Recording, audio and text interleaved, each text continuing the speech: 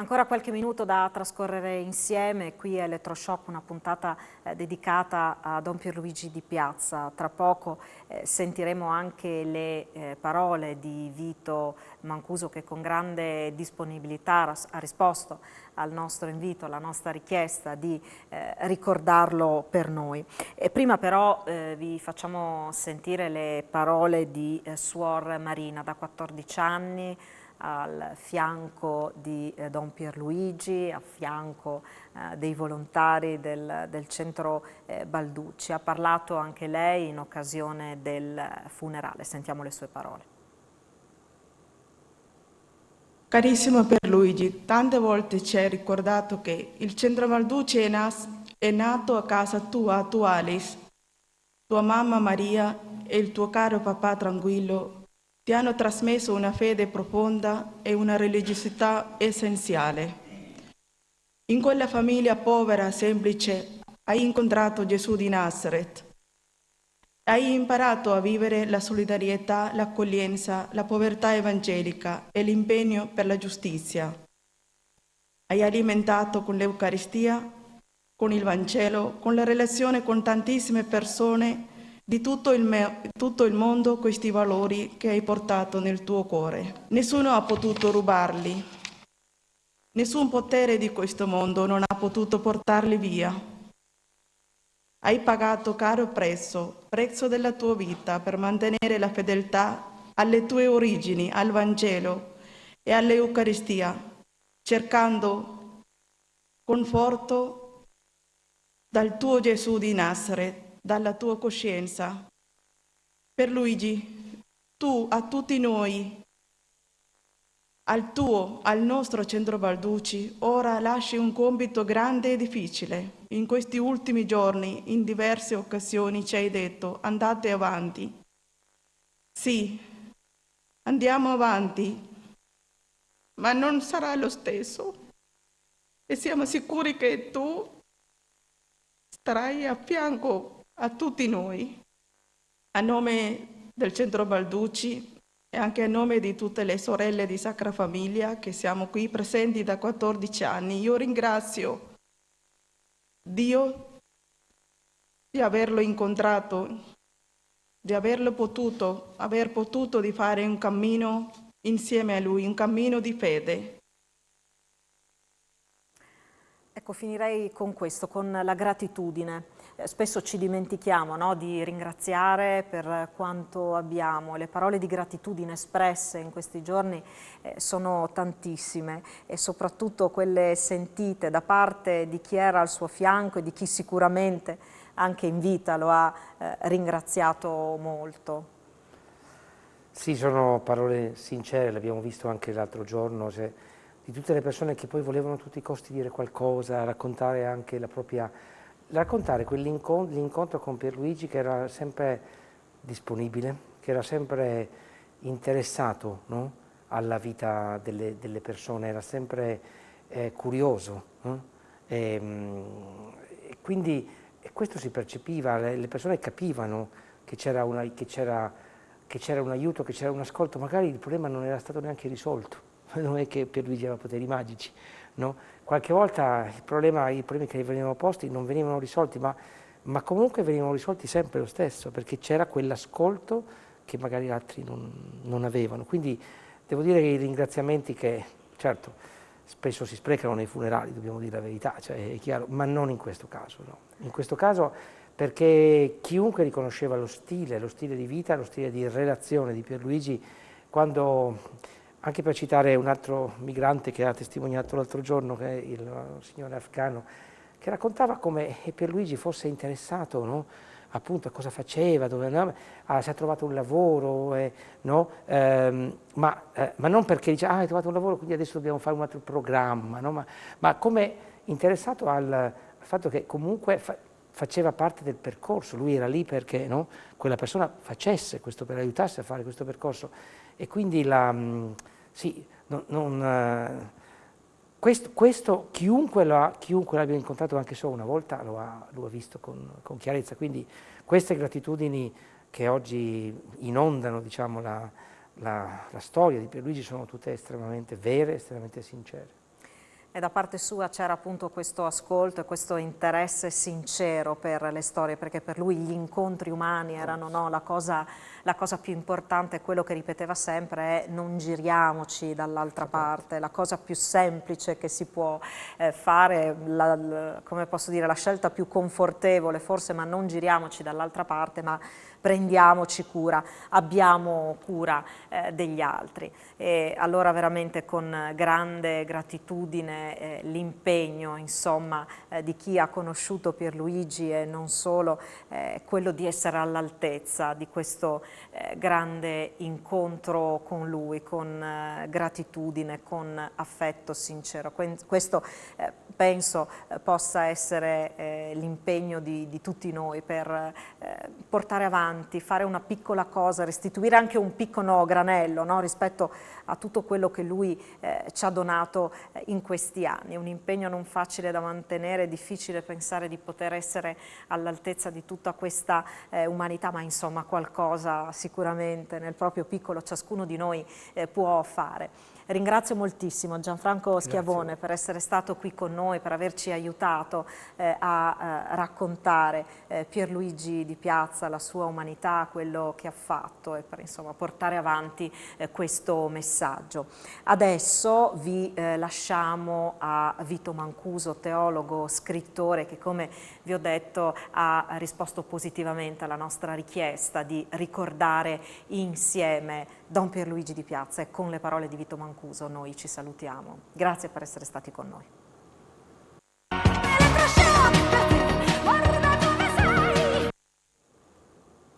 Stiamo ricordando Don Pierluigi Di Piazza, questa sera Elettroshock, lo facciamo nel giorno in cui Pierluigi è ritornato nella sua amata Tualis. Oggi il saluto nella piccola chiesa in comune di Comeglianza, e poi la sepoltura appunto nel cimitero accanto alla chiesa a Tualis. Qualcuno ci ha raccontato che sul cimitero è apparso anche l'arcobaleno a un certo punto. Per qualcuno insomma è stato un segno. Si parlava prima dei colori, no, che hanno accompagnato e che Pierluigi indossava proprio.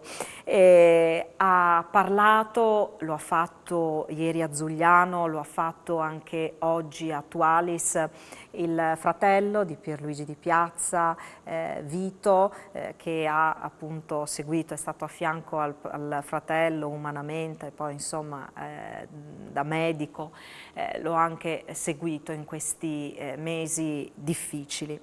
Sentiamo che cosa ha detto Vito Di Piazza.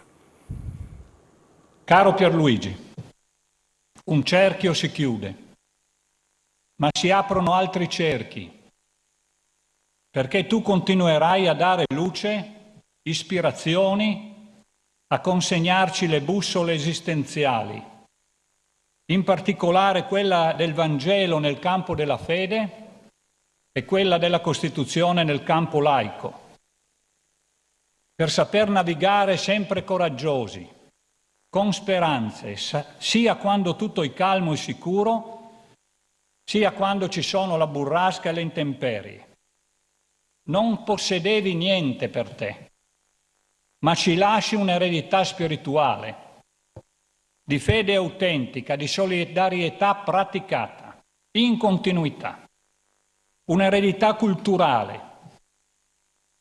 Sei stato indubbiamente un faro, una luce in questo Friuli e in Italia, e ti conoscono anche nel mondo. Credi in una Chiesa fuori dal Tempio, al servizio dell'umanità. Hai creduto nella Chiesa profetica del Vangelo. Anche tu sei un profeta, e sono sicuro che sarai coi tempi dovuti riconosciuto tale. Ma lo sei stato e lo sei già per le persone che hai incontrato.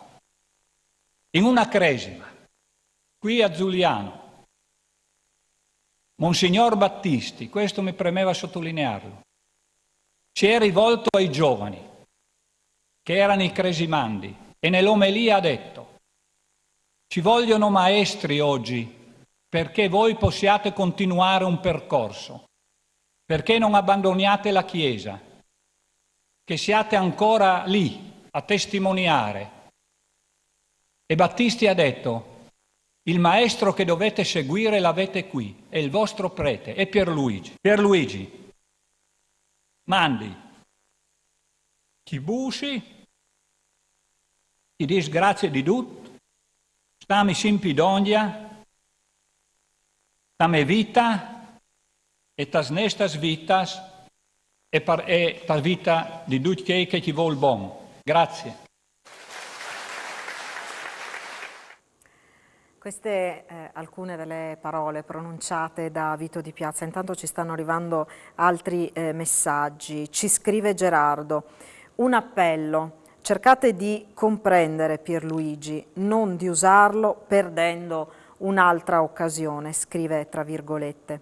E poi un altro messaggio bellissimo, appena arrivato, ce lo manda Letizia. Nel 2014, riferendosi a Don Pierluigi, mi è stato di conforto mentre ero in Afghanistan, infermiera con Emergency. Gli scrissi una lettera accorata, descrivendo l'orrore della guerra, i bambini massacrati che arrivavano giorno e notte. Lui mi rispose subito con una lunga lettera che conservo e che, rileggendola oggi, mi fa scendere fiumi di lacrime. Era un costruttore di pace contro ogni forma di violenza e di guerra, proprio come Emergency, proprio come Gino Strada. Adesso voglio pensarli insieme, le loro idee, le loro riflessioni, le loro testimonianze continueranno a camminare sulle gambe di altri. Mandi Pierluigi. Questo ci scrive Letizia, che ringraziamo molto per averci mandato questo messaggio, per aver condiviso questo ricordo intimo e personale. E parto da qui per tornare a un concetto che avevamo espresso prima, quello dell'eredità, no? Dice: spero che le loro testimonianze potranno continuare a camminare sulle gambe di altri. Insomma, su questo ci si è molto interrogati. Allora, come dobbiamo interpretare l'espressione eredità? Che cos'è l'eredità e appunto che cosa fare per portare avanti i progetti, i messaggi, anche insomma le battaglie cominciate da Don Pierluigi? Evidentemente non parliamo di un'eredità materiale, parliamo di un'eredità, certo, anche materiale, perché esiste un centro, non esiste una struttura che andrà fatta vivere, però è chiaramente un'eredità spirituale. Questa per fortuna non ha confini, e quindi il centro Balducci potrà vivere in tutti coloro che lo vorranno far vivere, così come Balducci non era certo friulano ed è pure vissuto al centro Balducci, devo dire probabilmente nella sua massima. Il centro Balducci di Giuliano è stata forse la più alta espressione, la più alta capacità di continuare appunto l'opera di Balducci.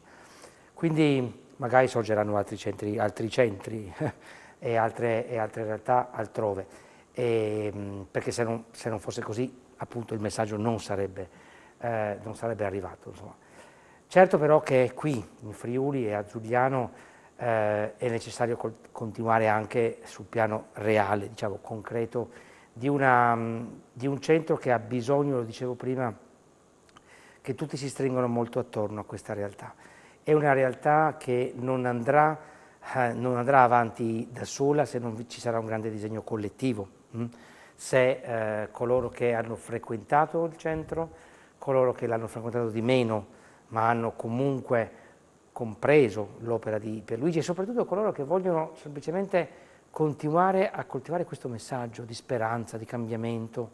Di tutti questi abbiamo assolutamente bisogno come volontari, e qui voglio ringraziare i tanti volontari del centro Balducci, senza i quali chiaramente non si poteva fare nulla, coloro che vogliono mettere a disposizione la propria capacità, le proprie competenze, diciamo, tecniche, le competenze diciamo, di qualunque tipo, in qualunque campo, coloro che vorranno aiutare la gestione, coloro che vorranno... Ecco, il centro è un'opera, lo è sempre stata, ma adesso senza Pierluigi, ripeto, è ancora più... abbiamo bisogno di continuare, perché certo sarebbe drammatico, devo dire, se alla fine l'eredità, che ci sarà comunque, perché noi non sappiamo, no? Quello che si semina comunque nel mondo, quello che Pierluigi ha seminato comunque c'è. Però certo che se vogliamo che continui il luogo, quel luogo quel luogo, come dire, richiede un impegno proprio nell'ottica di Pierluigi. Quel luogo non è nato perché qualcuno l'ha voluto, l'ha pacificamente sostenuto, l'ha sempre anche finanziato, sì, parliamo anche di questo, dobbiamo parlare anche di questo. Al contrario, è stato, come dire, come spesso un luogo nella quale le cose si sono fatte nonostante non fosse un luogo sempre ben voluto, sempre al centro dell'attenzione di chi pure avrebbe dovuto avere questa attenzione. È stato un luogo che ha portato il mondo in Friuli, ma spesso il Friuli non se n'è accorto e chi governa il Friuli spesso non se n'è accorto. Quindi è questo, è un luogo diverso e i luoghi diversi bisogna viverli realmente. Non succederà nulla se non decidiamo che dovrà ancora succedere molte cose. E in questo un ruolo importantissimo hanno sicuramente i volontari del Centro Balducci, ma anche tutte le persone che ruotano attorno a questo centro di accoglienza. E un ruolo importante credo lo possano avere anche le persone che da Pierluigi sono state accolte, che sono dei testimoni importanti proprio di quello che concretamente il centro rappresenta. Allora sentiamo la prossima testimonianza. Due ragazzi che hanno frequentato il centro Balducci, se siete qui vuol dire che il rapporto dopo l'accoglienza è continuato. Aveva creato il suo mondo piccolo qua, vivevamo come fosse una nazione grande. Dopo il cancello mi sentivo come fossi in Italia, invece dentro il cancello mi sentivo il mio mondo, quindi aveva creato un'atmosfera, fratellanza, amicizia, nonostante la cultura diversa, no? Io vengo dall'Etiopia con le religioni musulmane. Avendo casa mia, lavoro, famiglia, quindi tutto questo parte da qui, dopo aver dato tutto quello che ha, non solo il materiale, no? Anche la sua vita ha dedicato agli altri, agli ultimi, no? E poi ci diceva anche grazie, no? Dopo aver fatto tutto, invece di noi che dobbiamo ringraziare, invece lui che ci ringraziava. Vorrei raccontare anche ai miei figli, magari un domani, li porto qua, il mio passato qua, quindi l'Italia, la mia vita in Italia parte da qui, quindi fa parte della mia storia, per cui tengo molto a condividere anche questa giornata più triste, però faccio il mio ultimo saluto, più ultimo ringraziamento, quindi ringraziarlo non finisce qui, perché bisogna continuare a dare una mano, un contributo anche di attività, magari non solo economica, ma per quello che riusciamo, quindi voglio dire un grazie di cuore a nome di tutte le comunità che siamo passati da qui. Credo che queste siano parole profonde, significative, importanti. Qui c'era un altro mondo, no? Dice, abbiamo sentito dire tante volte un altro mondo è possibile, però dopo come sempre dalle parole bisogna passare ai fatti e questo era quello che succedeva quotidianamente a Zugliano. Infatti è bello vedere questa testimonianza dove questo giovane amico straniero ricorda come la sua vita appunto, cioè va sulle cose essenziali, no? Cioè quando spesso chiediamo magari a uno straniero che è passato in una struttura di accoglienza ci racconterà com'era, ci racconterà se è arrivato quel servizio, se non è stata fatta quella cosa, quanto è durato il tempo, eccetera. Cioè andrà tutto sulla dimensione del che cosa ho avuto, cosa ho ricevuto, no? Che per carità non c'è nulla di male, ma qui si vede subito un'altra cosa, e cioè io cosa sono stato al Centro Balducci, perché il primo obiettivo del Centro Balducci per le persone che l'hanno vissuto come ospiti è la ricostruzione di una dimensione di vita, è la ricostruzione di una possibilità di essere accolti nella diversità appunto religiosa, culturale, eppure appunto condividere un percorso di vita, condividere appunto una nuova identità, pur essendo sempre la stessa persona.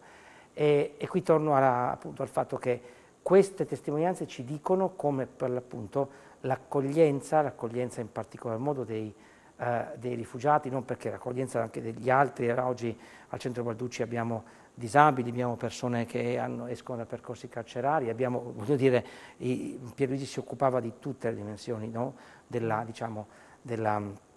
delle persone che hanno in qualche modo situazioni difficili, ma nell'accoglienza di coloro che hanno lasciato il loro paese lontano, quindi che non potranno mai più tornare, che devono ricostruirsi un'identità nuova eppure senza rinnegare la propria, vedeva appunto il segno del cambiamento, no?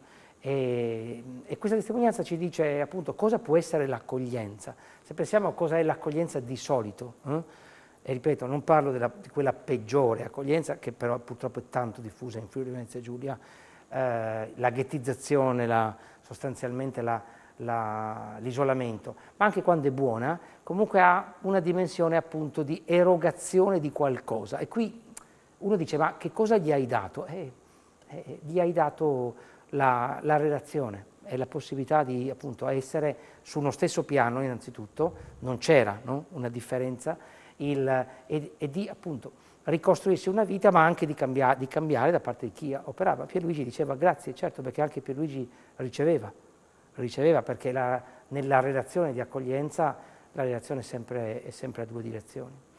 Poi questa dimensione dell'ascolto, no, che era stata sottolineata, questa disponibilità davvero nei confronti di tutti, un'accoglienza vissuta nelle relazioni quotidiane, mai predicata.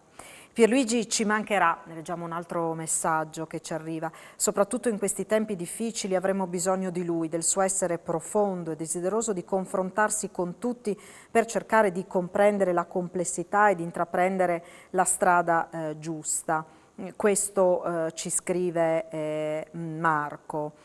E ancora Luciano e Gianna ci scrivono: a seguito di una grande disgrazia Don Di Piazza è stato al nostro fianco fino alla fine, e questo testimonia un altro aspetto, questa capacità, questa volontà, questo coraggio, non saprei bene come definirlo, di fare propria la sofferenza delle persone che incontrava, per cui quando ti chiedeva come va, come stai, capivi che c'era un interessamento reale, che non era c'era una nulla, formula di rito. No, rito che, come abbiamo detto lui, era una parola che non era nelle sue corde.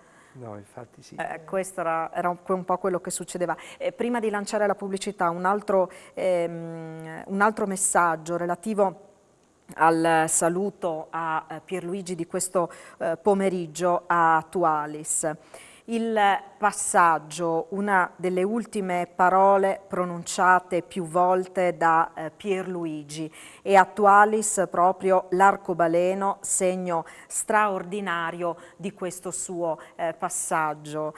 Saverio Scalera ci ha mandato questo messaggio e ci ha mandato anche questo scatto che ovviamente ognuno legge, ognuno interpreta, ognuno vive in base alla propria sensibilità, ma insomma ecco, questo è l'arcobaleno al quale avevamo accennato anche prima, che questo pomeriggio si è visto sopra Tualis, sopra la chiesa e sopra al cimitero. Ci fermiamo per la pubblicità, tra poco.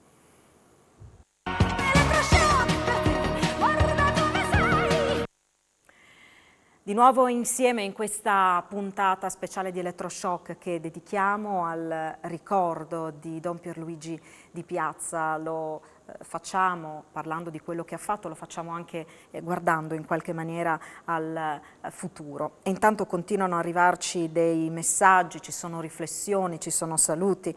Pierluigi, grande uomo, ora un angelo per tutti noi, ci scrive un telespettatore. E un altro, grazie di tutto Don Pierluigi. Mandi. E poi, ciao Don, ci hai aperto un mondo e lo cercheremo tra i vivi. Gabriella, Lia, Loredana e Maria. Adesso andiamo a sentire un estratto delle parole che sono state pronunciate a Zugliano, al centro Balducci, durante il funerale di Don Pierluigi, da Don Luigi Ciotti, presidente di Libera, che è voluto essere presente a Zugliano per portare la propria testimonianza. Una grande amicizia, quella con Pierluigi, una grande condivisione di sorrisi ma anche di lacrime. Sentiamo Don Luigi Ciotti. Io sono una piccola cosa, ma ho asciugato qualche volta le sue lacrime di fronte a giudizi, a semplificazioni, a fatiche. La gioia di tanti momenti ma anche nella profondità, nella confidenza, il toccare con mano a volte i giudizi affrettati, le semplificazioni. E con questi amici abbiamo sempre sottolineato con forza l'importanza di una Chiesa che ci invita a guardare verso il cielo senza distrarci dalle responsabilità che abbiamo verso la terra. Dio va accolto e Dio lo accogliamo nella vita delle persone. Qui Dio è stato accolto, con tante storie di persone fragili, con bagagli diversi, con una marea di volti che arrivano da paesi lontani. Qui per me ho imparato una marea di cose con le persone che Lui qui ha accolto per portare il loro contributo, la loro voce. Anche quel grido che Lui se l'è portato fino all'ultimo respiro del bisogno di verità per Giulio Regeni. E per Luigi lo sa, perché ce lo siamo detti tante volte. Che senso avrebbe infatti sperare nella risurrezione eterna e addirittura nella risurrezione dei corpi, se qui, sulla terra, non siamo capaci di fare risorgere chi è oppresso, chi è ai margini, i diversi, i poveri, gli ultimi, i migranti. Allora in Pierluigi, a cui diciamo ciao, come si fa con le persone care, io ho trovato una profonda dimensione spirituale, da cui ho imparato. Ho trovato un'intransigenza etica e una capacità di un impegno politico nel senso dell'impegno per il bene comune, per il bene di tutti. Ci mancheranno, caro Pierluigi, i tuoi sguardi, il tuo modo di accogliere, ci mancherà anche il tuo sorriso, ci mancherà l'intensità delle tue parole e la profondità della tua preghiera. E cari amici, vi prego, non cercate Pierluigi sotto la terra, sotto la pietra, continuiamo a cercarlo tra i vivi. Continuiamo a cercare Pierluigi nelle persone che lui ha amato, cercato, accolto. Cercatelo lì, Pierluigi. Ci mancherà il sorriso di Pierluigi, quello che è immortalato nella foto alle nostre spalle, quella che è stata posta accanto alla bara sia a Zugliano che a Tualis. Un sorriso schiavone che a questo punto andiamo a cercare proprio tra i vivi, perché di sorrisi ne ha regalati davvero tanti, anche a chi pensava di non meritarseli forse, a chi si sentiva abbandonato, dimenticato, grazie all'attenzione di Pierluigi quel sorriso l'ha ritrovato poi. Sì, perché per Pierluigi, come ha detto bene Don Ciotti, bisognava guardare gli ultimi, bisognava guardare coloro che non hanno, che la società ha messo ai margini e soprattutto coloro che non hanno diritti o non riescono a rivendicare i propri diritti e partire da loro, non soltanto per semplicemente aiutare queste persone, che già è un obiettivo ovviamente, ma è per cambiare per l'appunto la società. Perché per Pierluigi questo era un compito, anche qui riprendo le parole di Don Ciotti molto, molto chiare, era un compito politico. Cioè non nascondiamoci, la scelta di Pierluigi è una scelta evangelica, è una scelta culturale, ma è una scelta politica nel senso più nobile del termine, anche se oggi siamo abituati a usare questo termine purtroppo in maniera negativa e non dovremmo.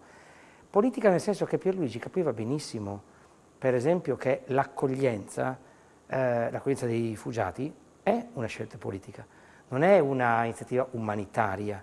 La questione non è se il cibo è buono, se l'organico del centro è perfetto, se ci sono le figure, se il servizio viene reso, ma era ricostruire, diciamo, dare un senso a questo percorso, dare alle persone che vengono accolte una nuova dimensione di vita e un nuovo percorso, nel quale magari le regole anche al centro Balducci magari a volte erano anche un po' improvvisate, magari a volte ho pensato che il centro Balducci non sarebbe passato all'esame no? Diciamo, alla checklist dei centri di accoglienza perfetti, perché non lo era e non lo sarà.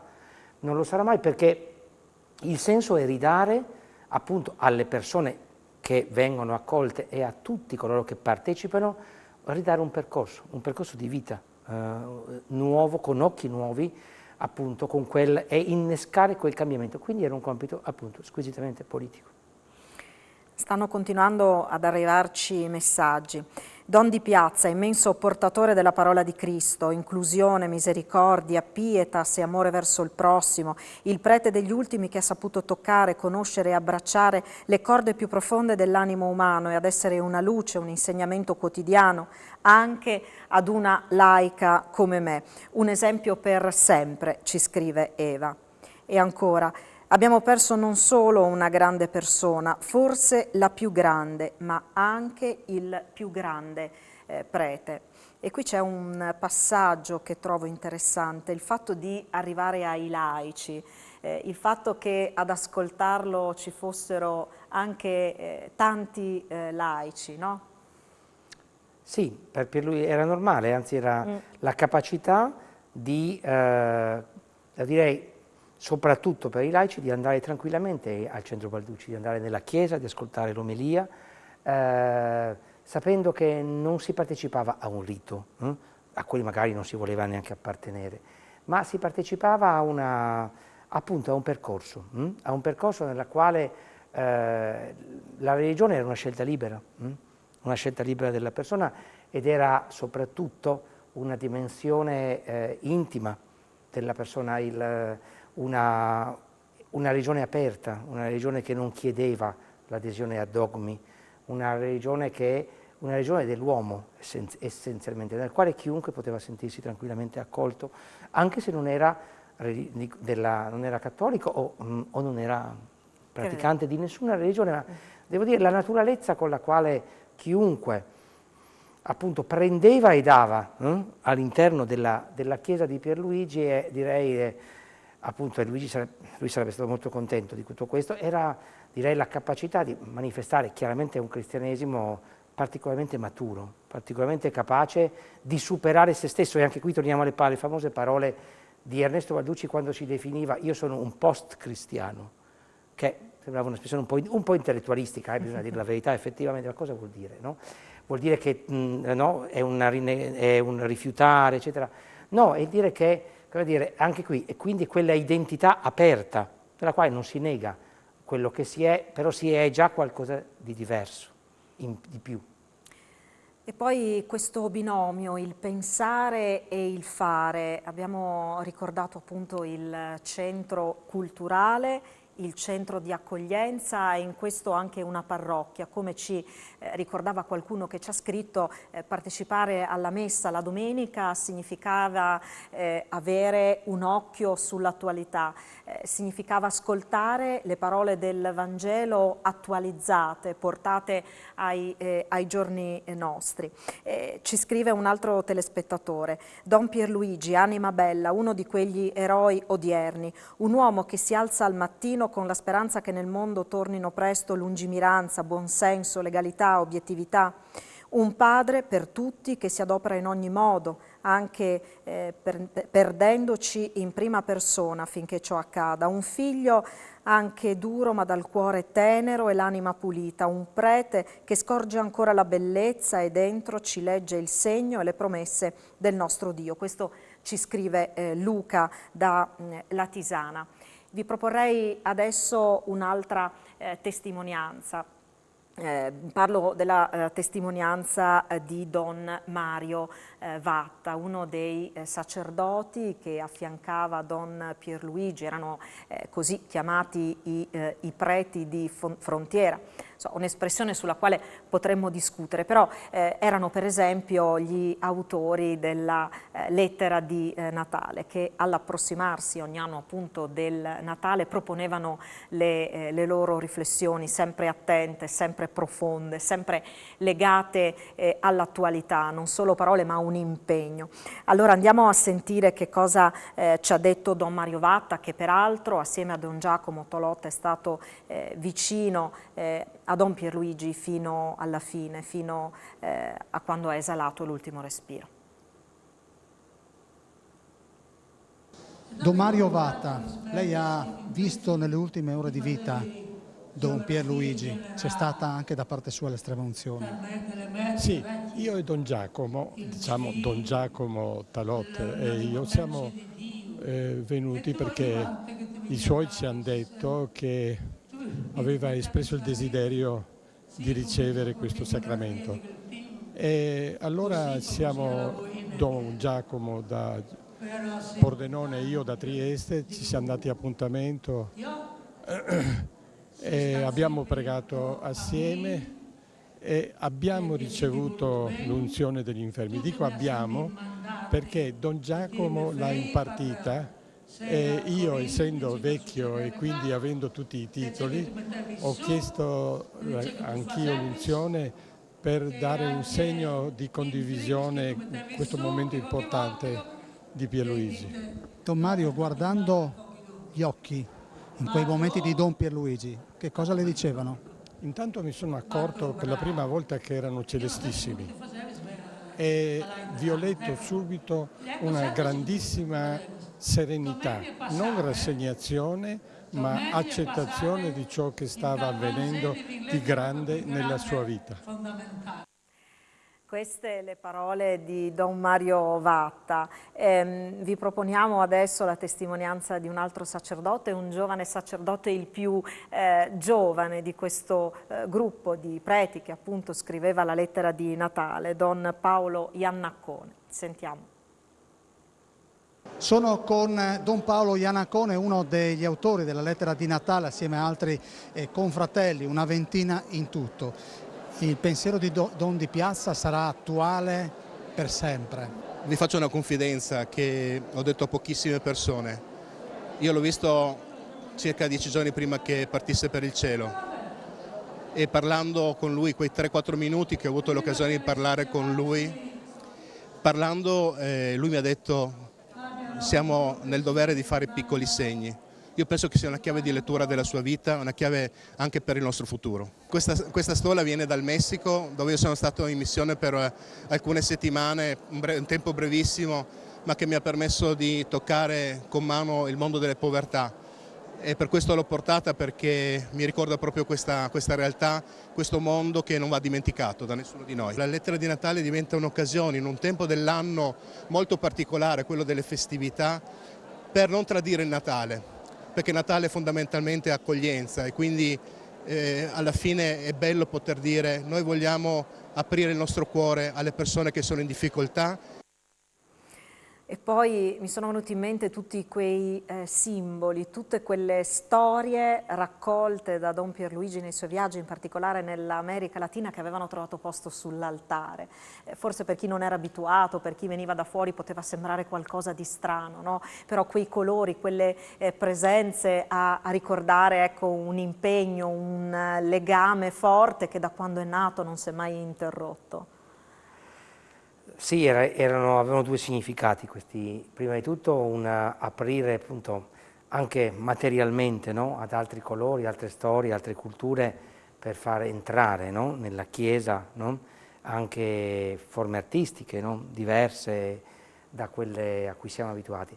Ma dall'altra anche quello un po' di ricordarci che non sono gli oggetti che fanno la sacralità, diciamo, della funzione, non sono, ecco, chiunque ha partecipato anche alle celebrazioni di Pierluigi si accorge che sì, era una celebrazione, ma lui non amava questo termine, anzi decisamente non lo amava, perché bisognava effettivamente togliere quanto di più ci fosse di non essenziale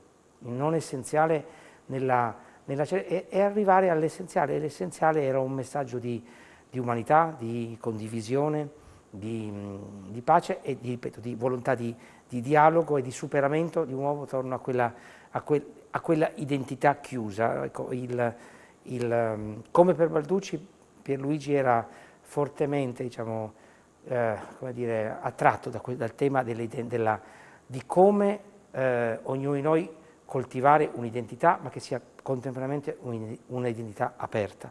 e quindi appunto plurale, e anche questo sparpagliare di segni, no? Doveva dire che non tutto si ripeteva sempre uguale, quindi sull'altare c'è sempre la stessa cosa, no? La frase si ripete sempre uguale, no? No, si deve ripetere il significato profondo, ma non l'esteriorità. Ci fermiamo ancora una pausa per la pubblicità, poi sentiremo altre testimonianze, sentiremo anche le parole del fratello di Pierluigi, Vito. A tra poco.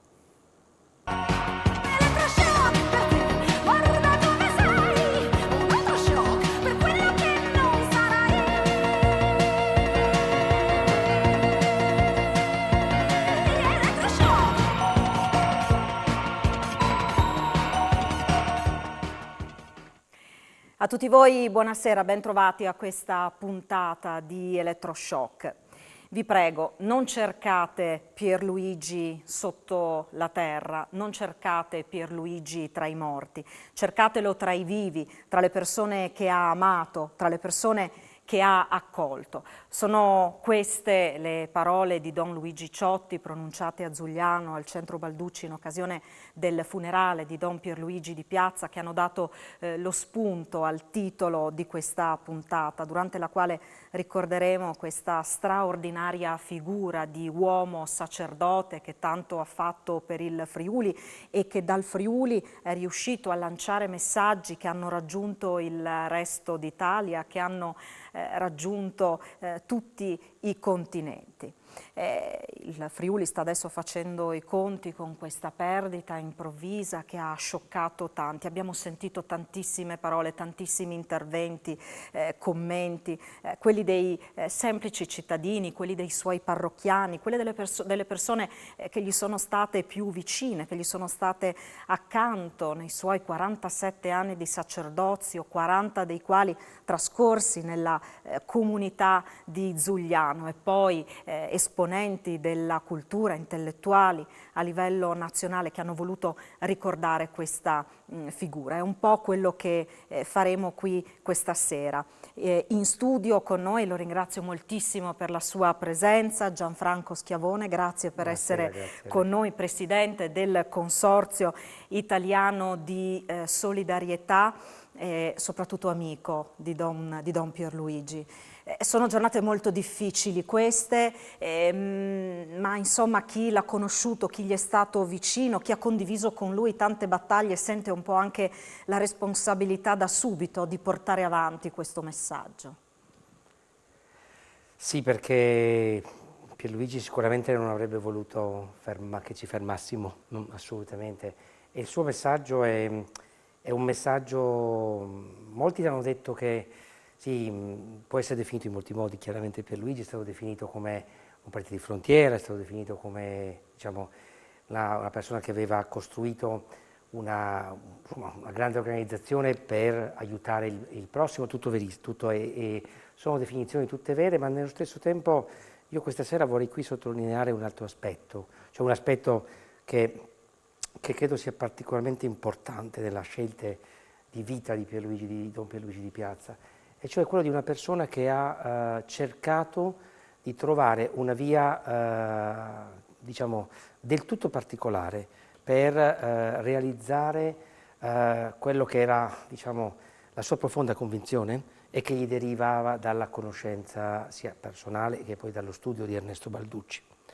Perché il centro Ernesto Balducci non è intitolato così a caso a Ernesto Balducci, perché è uno dei tanti, per così dire, diciamo, religiosi, intellettuali italiani della modernità, e che è intitolato al centro Balducci per una ragione veramente molto precisa, cioè perché Don Pierluigi pensava che la profezia, perché è anche una profezia, oltre che un'analisi però culturale e scientifica, anche profonda, dell'uomo planetario di Balducci, fosse effettivamente l'orizzonte culturale in cui collocare la propria vita e la propria esperienza. E cos'è l'uomo planetario? L'uomo planetario, leggo un passaggio brevissimo di Balducci, per così lo capiamo. L'uomo planetario non è la negazione delle identità, ma fedeltà all'identità, alla propria identità, che però non va ritenuta come il tutto, ma come un frammento del tutto, di un tutto ancora nascosto nel futuro. Quindi per Pierluigi realizzare un percorso di vita, un percorso evangelico e un percorso di azione che mettessero assieme l'azione per gli altri e l'azione e la cultura erano due facce della stessa medaglia, non si potevano separare. E questo ci tengo a sottolinearlo perché in questa caratteristica l'esperienza di Balducci e la realtà anche materiale del centro Balducci si distingue da qualsiasi altro luogo.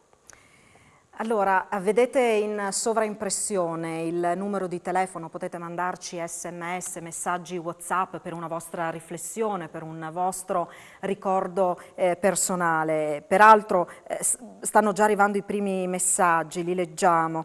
Pierluigi, ambasciatore della pace e dell'accoglienza, voce cristallina, testimone fedele, evangelizzatore instancabile, animo tormentato, profondo pensatore, prete scomodo, realizzatore di sogni, cristiano rivoluzionario, uomo planetario, fulgido, esempio, eroe del nostro tempo. Questo è il primo dei messaggi che ci sono arrivati. E poi un messaggio che ci manda Nicola. Pierluigi nella messa della domenica ci spronava a guardare ai tanti segni di speranza e benevolenza che ci sono quotidianamente a fronte di una cronaca che ci condiziona con tanta negatività.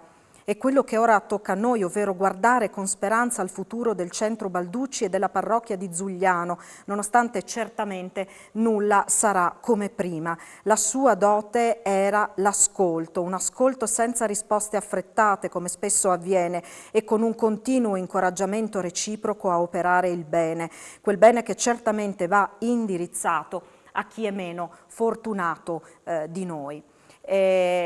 Ci interrogheremo poi, lo faremo anche con Schiavone, sulla questione dell'eredità, perché una delle domande che ci è circolata insomma, più spesso in questi giorni, accanto insomma, al dolore per questa scomparsa, è proprio come portare avanti il centro Balducci, ma più in generale il messaggio, i progetti, no, ai quali ha dato vita Don Pierluigi.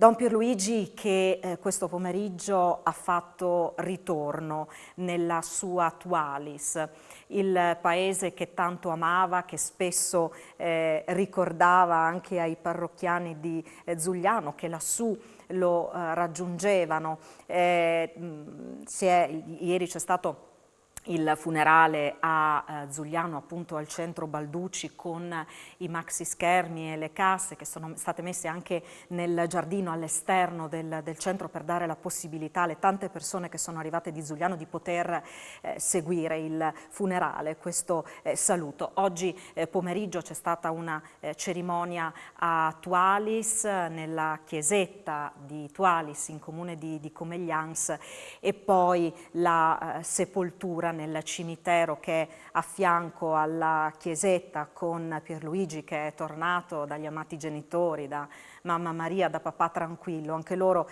li citava sempre, ricordando proprio come la sua famiglia, umile, come diceva lui, abbia posto poi le basi e abbia in qualche maniera trasmesso a lui i valori che poi hanno segnato tutta la sua vita, tutto quello che ha fatto. Si dice, lo diceva insomma anche lui, che proprio a Tualis è nato il centro Balducci. Allora andiamo a Tualis per vedere appunto che cosa è successo questo pomeriggio.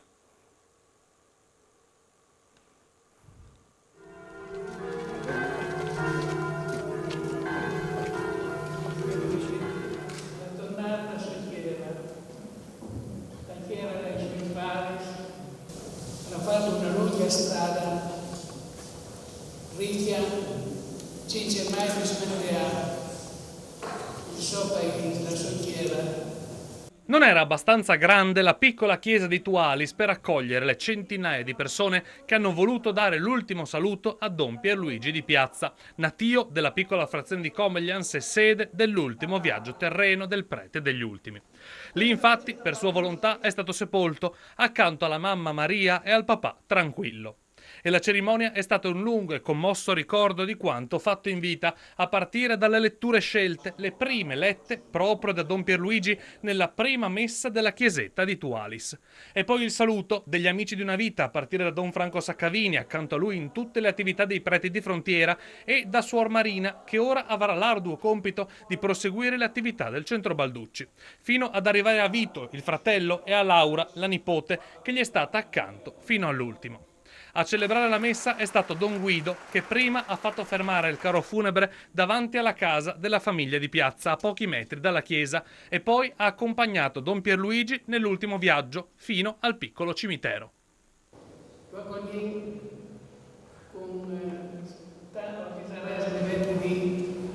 Con tanta gioia, con tanta pace, perché lui si chiama sempre bene.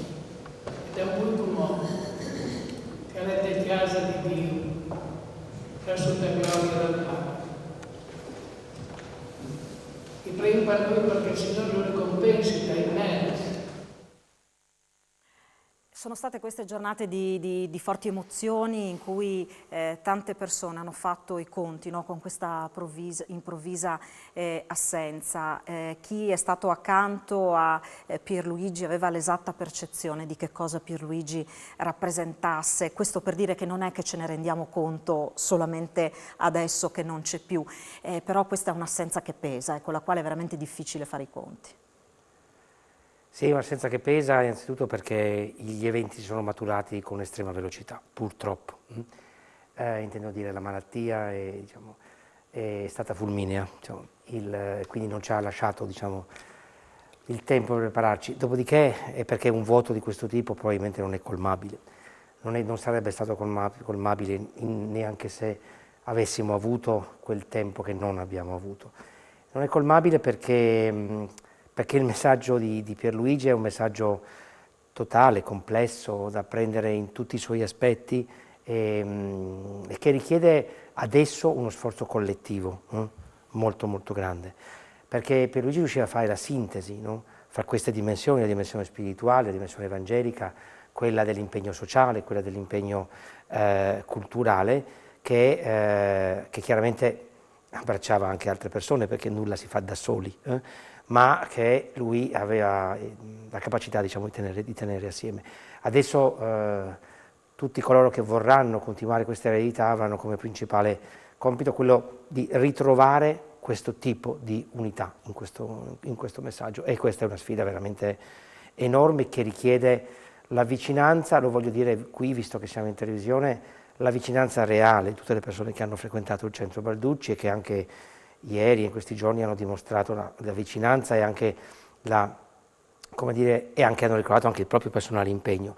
Ecco, io vorrei dire a tutti loro che questo è un momento che, se hanno la possibilità, bisognerà veramente essere presenti al Centro Balducci, perché le attività del Centro Balducci non andranno avanti spontaneamente questa sintesi non si creerà se non sapremo coglierla e riproporla in molti. Non c'è qualcuno su cui riporla, no? In qualche modo. Adesso il compito è molto più collettivo di prima. Sentiremo nel corso di questa puntata tante testimonianze raccolte in questi giorni, ci sono anche delle voci illustri della morte di Don Pierluigi, hanno parlato in questi giorni l'Osservatore Romano, Avvenire, Famiglia Cristiana, c'è chi è venuto al Centro Balducci per portare la propria testimonianza, come ad esempio Don Luigi Ciotti, presidente di Libera, che tante battaglie ha condiviso con Don Pierluigi. Le sentiremo nel corso della puntata e poi vi proporremo anche una ampia intervista con Vito Mancuso, teologo, scrittore, amico di Don Pierluigi. Ci fermiamo un attimo per la pubblicità, intanto continuano ad arrivare anche altri messaggi, li leggeremo subito dopo, tra poco.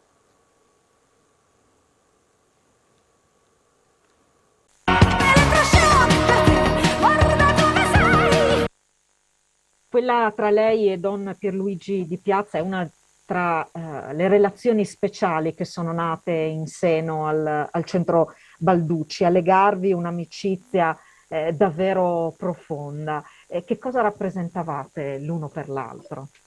Ma guardi, questa domanda rimanda al mistero dell'amicizia, che è una delle cose più preziose, ma anche indicibili, poco definibili degli esseri umani. È un po' come il tempo, come diceva Agostino del tempo. Tutti sappiamo cos'è, quando poi ci chiedono di definirlo, facciamo fatica, ci mancano le parole. E così è l'amicizia.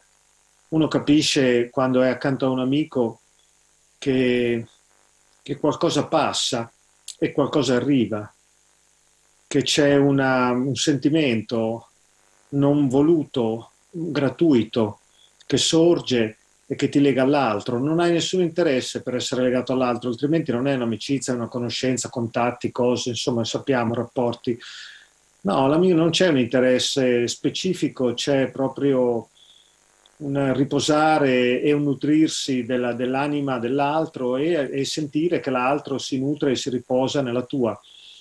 Ed è molto raro, molto, sì, abbastanza raro trovare i veri amici, non sono tanti, conoscenti ne abbiamo un sacco, più o meno, ma i veri amici sono pochi. Sì, e io ho avuto la fortuna, negli ultimi anni, dal 2008 al 2022, insomma, di condividere l'amicizia di Pierluigi. Sì, era un vero amico, una persona a cui sentivo che di cui sentivo che potevo appoggiarmi, nutrirmi, sostenermi. Era molto bello incontrarlo, sentirlo, telefonargli, eccetera. Questo è stato, come amico proprio. Lei ad aprile ha partecipato all'incontro al Centro Balducci, che è stata poi una delle ultime occasioni di apparizione in pubblico di Don Pierluigi, che fino all'ultimo davvero ha portato avanti le sue battaglie, che da Zuliano ha lanciato dei messaggi che sono arrivati davvero molto lontani. Qual era la sua forza e qual è ancora? L'opera di Pierluigi, perché c'è il mistero della sua persona e poi c'è l'opera. Non sempre le due cose coincidono, nel caso di Pierluigi sì. Perché a volte, vede, si trovano persone che fanno delle grandi opere e che non sono delle grandi persone, persone strane, che tuttavia quello che fanno è grande. Oppure grandi persone che non riescono a esplicitare la loro grandezza per una serie di circostanze. La vita non li ha resi in grado di trasferire tutta la grandezza interiore, la loro visione fuori di sé. Ecco, Pierluigi invece è stata una grande persona che è riuscita a fare una grande opera. E secondo me l'opera omnia, così dire, di Pierluigi Di Piazza si può descrivere a partire con quattro parole, con quattro termini, quattro concetti. Il primo è accoglienza, il secondo è profezia, il terzo è dialogo interreligioso e il quarto è cultura. Secondo me sono queste quattro, questa è la grande opera.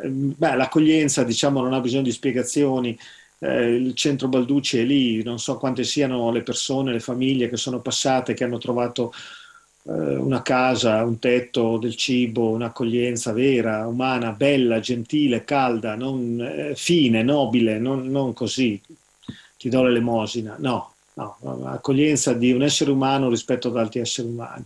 Questo è sotto gli occhi di tutti. La profezia di cui ho detto si esplicita, secondo me, attraverso due filoni principali. Il primo è quello della pace, e il secondo è quello della bioetica.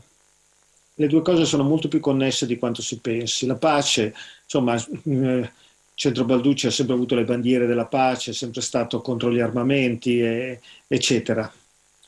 Dico eccetera non perché non siano cose importanti, ma perché penso siano risapute. La bioetica, Beppino Englaro è di casa al Centro Balducci, ha scritto anche un libro insieme a Pierluigi.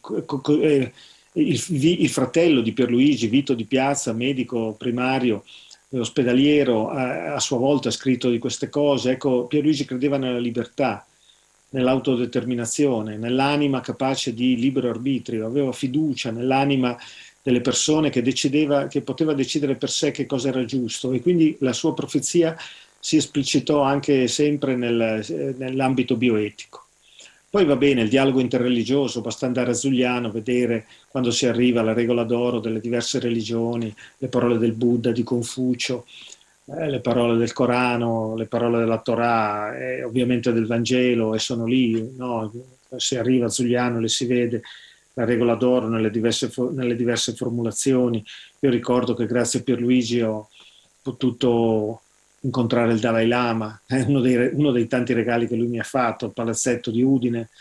Ecco, il Dalai Lama parlava, il Pierluigi mi aveva chiamato insieme al professor Franco Fabbro per fare un discorso iniziale, così, insomma.